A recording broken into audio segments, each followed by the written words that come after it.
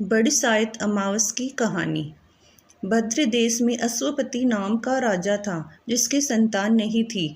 उसने बड़े बड़े पंडितों को बुलाया और कहा, मेरे संतान नहीं है, इसलिए तुम ऐसा उपाय करो जिससे मेरे संतान हो जाए।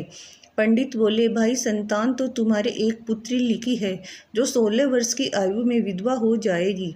राजा ने कहा, क्या मेरा नाम नहीं रहेगा? बाद में खूब यज्ञ हवन इत्यादि कराए। पंडितों ने कहा, उस लड़की से पार्वती की और बरसाइत अमावस की पूजा कराना।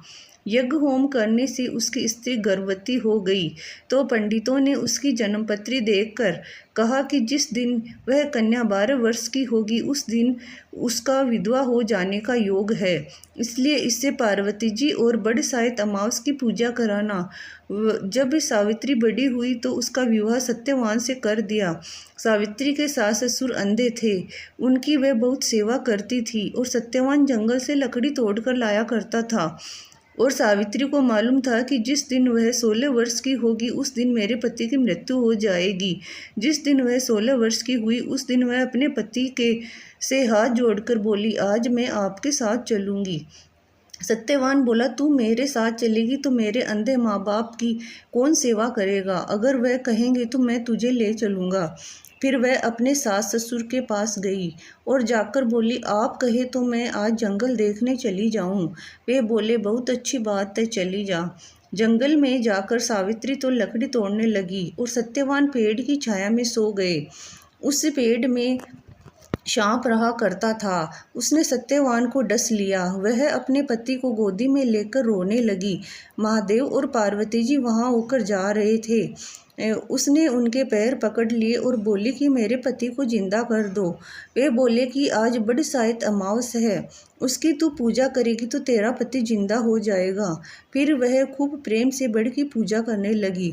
बड़ के पत्तों का गहना पहना जो हीरे मोती के हो गए। इतने में धर्मराज जी का दूत आ गया। उसने पति को ले जाने लगा। सावित्री उसके पैर पकड़ लिए। धर्मराज बोला कि तू वरदान मांग। सावित्री ने कहा कि मेरे माँ बाप के पुत्र नहीं हैं, वे पुत्रवान हो जाए। धर्मराज बोला कि सत्य वचन हो जाएगा। फिर वह बोली, मेरे सास ससुर अंधे हैं, उनके नेत्र में ज्योति आ जाए। धर्मराज जी ने यह वर भी दे दिया, पर सावित्री ने धर्मराज का पीछा नहीं छोड़ा। धर्मराज ने कहा, अब और तुम्हें क्या चाहिए? मुझे 100 पुत्र हो जाए। धर्मराज बोला, तथास्तु। फिर वह सत्यवान को ले जाने लगे।